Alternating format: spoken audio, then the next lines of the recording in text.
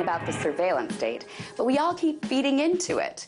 We keep digitizing every inch of our lives on Facebook and Twitter and in our emails, and we're all creating these big fat files on ourselves that the tech companies use to sell us stuff and the government uses to track us, because they are both exploiting us together, despite the PR statements or paperwork they shove in front of us.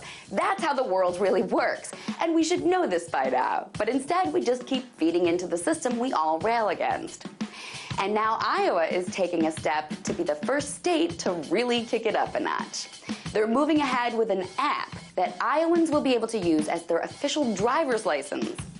Paul Trombino is the director at the Iowa Department of Transportation, and he excitedly told local news there that the state was looking to be the first in the nation to allow citizens to use the driver's license app as their legal ID.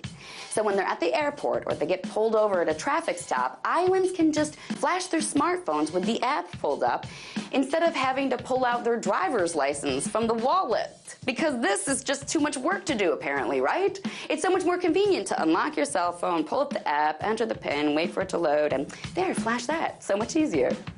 The way Mr. Trombino describes the app is my favorite part, though. He calls it an identity vault app. That's great, because he makes it sound like it's unhackable. It's a vault where your personal information will be totally safe. And to help protect your identity, this vault of an app will require a PIN number, as if PIN numbers are well known to offer impenetrable security.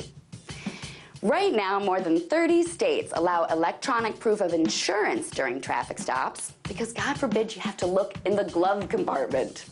And Mr. Trombino points to how our smartphones are replacing everything else, like watches. That was his example. So this new digital driver's license is just a logical step, according to him.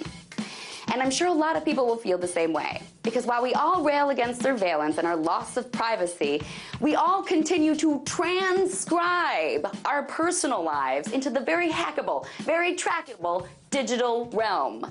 So many of us will opt into the digital driver's license because it sounds cool, or it promises more convenience, or eventually because everyone's doing it. When actually it's just yet another step closer to our matrix pods. That's where all of this is going. Tonight, let's talk about that.